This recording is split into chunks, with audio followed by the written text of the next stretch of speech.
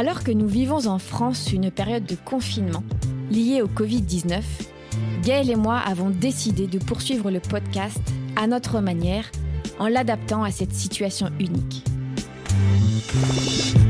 Oui, notre capacité de résilience est mise à rude épreuve. L'ancien système montrant clairement ses limites, n'est-ce pas finalement une chance que la vie nous donne de ralentir ? Si rester chez soi s'avère être la norme, cette situation nous amène plus que jamais à prendre le temps, notre temps, à remettre du sens dans notre quotidien, à tester de nouveaux modes de fonctionnement plus responsables. Bref, à nous réinventer. Nous avons tous les deux préféré voir et vivre cette période comme une opportunité. Alors, quel meilleur moyen d'approfondir cette idée qu'en redonnant la parole à nos anciens interviewés eux-mêmes et à découvrir de nouveaux aventuriers. Leur activité économique est-elle impactée ? Comment s'adaptent-ils au quotidien ? Quels outils ont-ils mis en place dans leur entreprise et dans leur vie ? Chaque semaine, nous échangeons avec ces aventuriers et aventurières de la vie, passés précédemment sur le podcast, ainsi que quelques nouveaux. Les discussions ayant été réalisées à distance, le son peut vous paraître moins qualitatif que d'habitude. La situation oblige, le matériel s'adapte aussi, et avec le sourire. Nous vous souhaitons une belle écoute, en espérant qu'elle vous apporte des outils, du réconfort, du sourire, du lien et du sens. Portez-vous bien et continuez à nous soutenir sur les plateformes d'écoute en notant 5 étoiles le podcast et en nous laissant vos chouettes commentaires. Salut David, merci beaucoup d'être en ligne du coup en cette période un petit peu particulière sur Aventure Humaine. Je t'ai appelé en ce dimanche matin pour prendre des nouvelles. Il y a plus de semaine. Comment vas-tu ? Je vais très bien, merci Gaël. Comment se passe du coup cette période, ce confinement pour toi ? Où es-tu ? Dans quelles conditions te trouves-tu ? Donc moi je suis en Belgique, j'ai pas déménagé depuis qu'on s'était rencontrés et on est à la maison. Comme on travaille beaucoup à la maison de toute façon d'habitude, ça change pas pour nous en termes de boulot. Ça change parce qu'on a 2 enfants et que donc du coup les enfants sont là. Donc on n'a pas le même silence malgré que tout soit à l'arrêt. On n'a pas le même silence pour le boulot, mais sinon on est chez nous quoi, tranquille. Donc 2 enfants, vous avez une entreprise aussi à gérer ? Oui. Donc est-ce que les premières 48 heures se sont passées avec un petit peu de stress, un petit peu de réorganisation ? Comment ça s'est déroulé ? Pour être tout à fait honnête, pas du tout. On n'a vraiment pas eu beaucoup de stress. Il faut dire que c'est vrai qu'en Belgique, on a vu les choses arriver. Donc on savait que voilà, les enfants étaient déjà pas à l'école et puis le confinement plus strict est arrivé la semaine qui a suivi. Donc nous, ça fait 3 semaines maintenant qu'on est en confinement. D'accord, comme nous, ouais. Mais non, ça n'a pas été trop de stress. Ce qui a été tout de suite, c'est qu'on avait des petites astuces de par le parcours que moi j'ai fait au niveau scolaire et au niveau de ma profession. Donc du coup, je savais qu'il y avait des petites choses qu'il fallait faire attention. Il y a eu un petit peu de couac au début avec l'école pour que voilà, les choses s'organisent. On avait très peur d'avoir trop de travail et tout ça, mais finalement, ça se passe super bien. Donc non, on n'a pas eu de stress. Puis c'est vrai que Kathleen, elle est très zen avec ça, donc du coup elle apaise ce que je pourrais avoir comme crainte, et quand je pose des questions qui sont des questions d'ordre financier et tout ça, elle botte en touche et elle me dit tout va bien, et donc du coup tout va bien quoi. Donc Super, et donc tout continue. Est-ce que vous en profitez ? On reviendra sur le sujet de l'apprentissage école à la fin. Est-ce que vous en profitez pour faire des choses que vous n'avez pas le temps de faire, qui étaient en suspens ? Est-ce que vous êtes à l'affût d'opportunités en ce moment au niveau professionnel ? Bien, en fait, ça nous a surtout permis de faire ce qu'on avait envie de faire, puisqu'on travaille. Moi, je travaille en consultance pour créer du contenu de formation pour des entrepreneurs. Donc, du coup, je suis toujours en train de travailler pour les autres. Et donc, en fait, il y a eu une pause forcément. On a continué à avoir nos clients de base, mais moi, j'avais déjà diminué mon nombre de clients enfin, j'aime pas dire clients, mais plutôt partenaires. Mon nombre de partenaires pour avoir un peu du temps pour moi. Mais donc, du coup, le Corona, il est arrivé maintenant et du coup, ça nous a laissé encore plus de temps. Ok. Donc, ça nous permet de travailler sur nos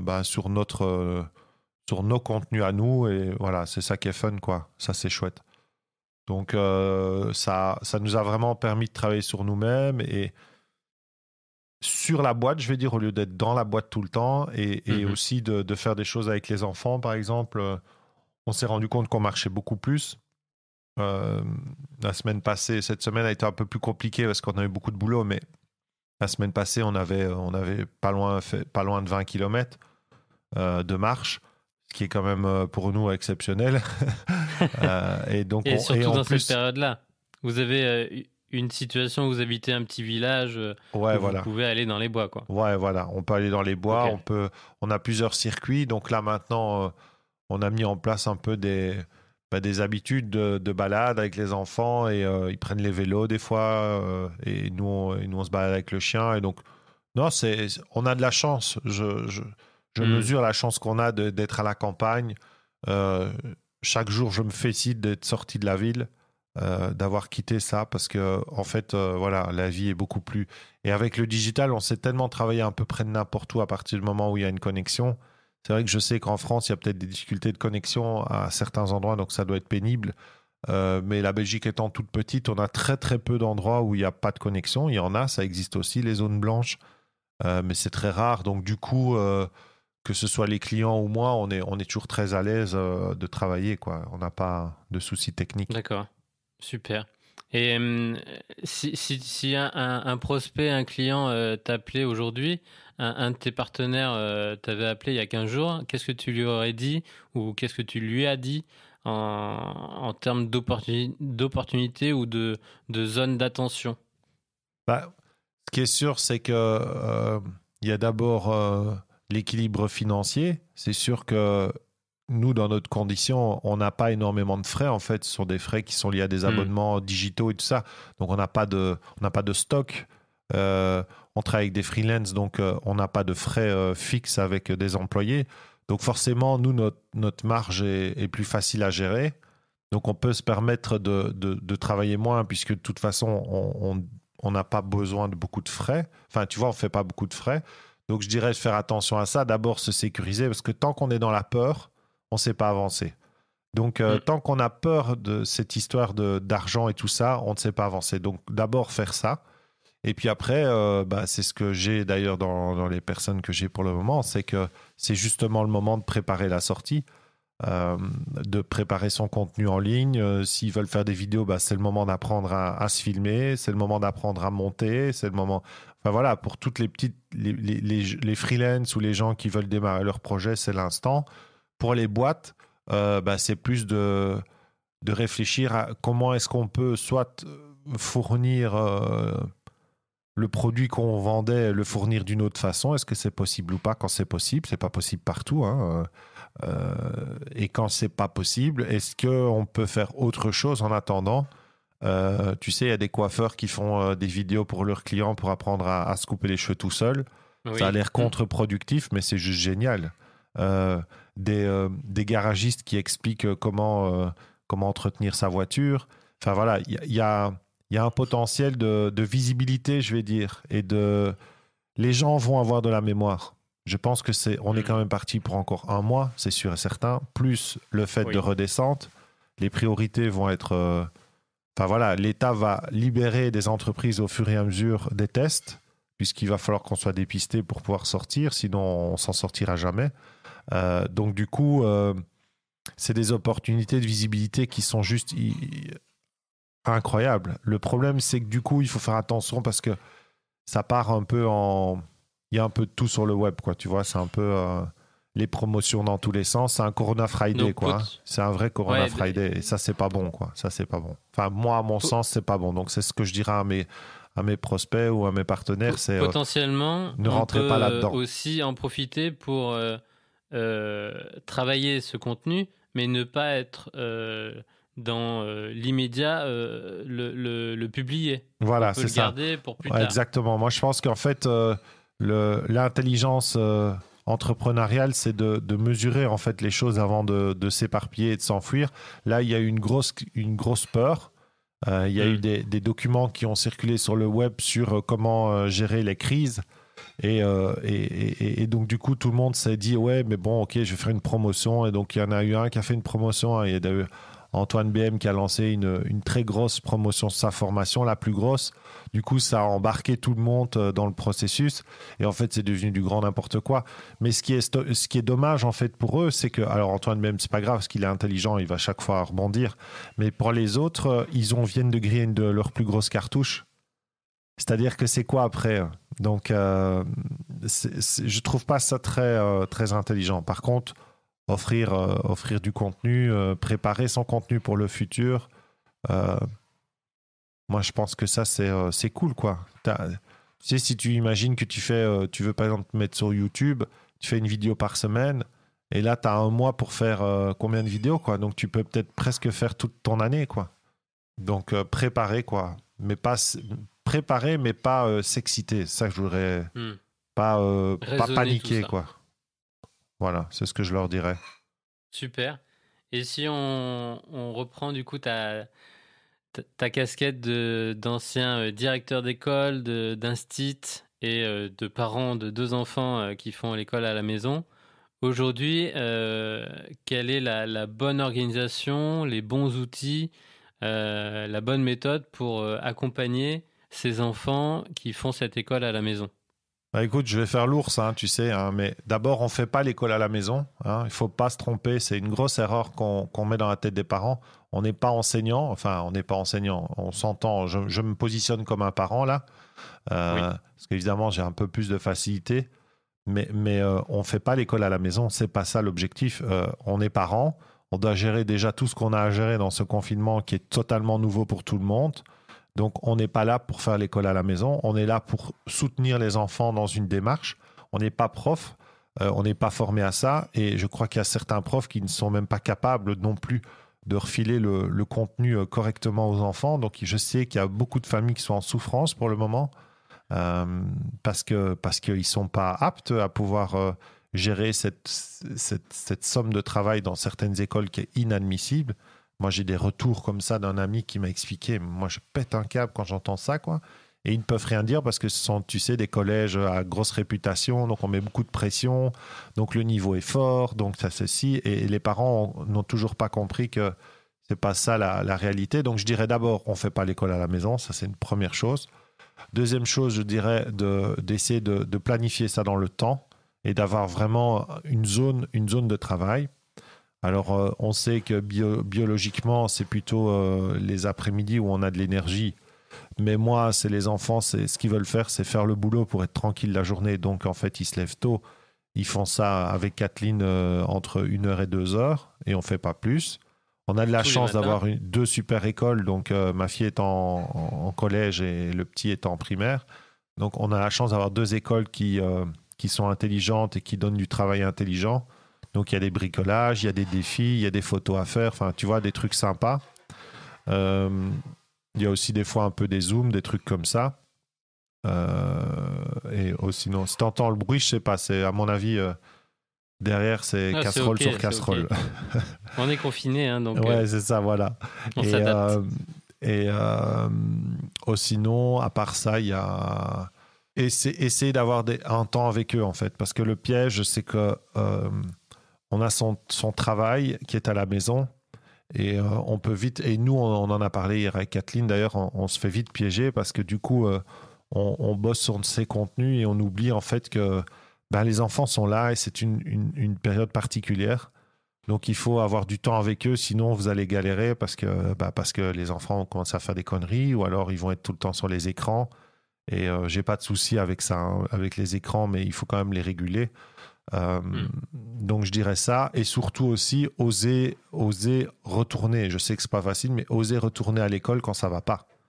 Donc quand il y a trop de travail, c'est de mettre voilà, là on s'arrête, quoi, parce que là ça va trop loin.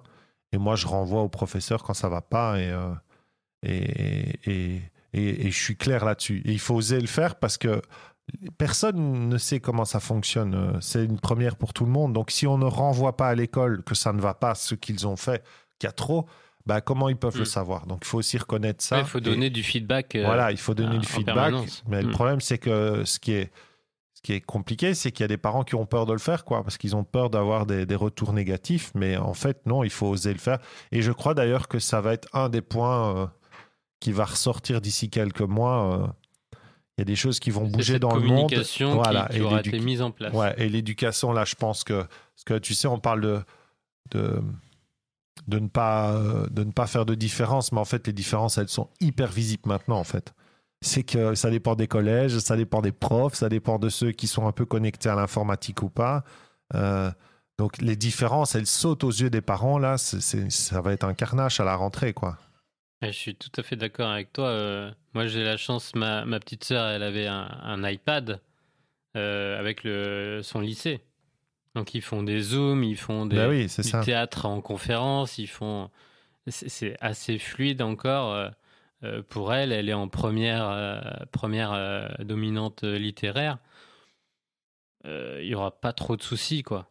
On aurait été dans un autre collège ou dans un autre lycée avec peut-être un petit peu moins de moyens et moins de facilité, bah, tu passes à côté de ton année complète. Bah ouais, c'est clair.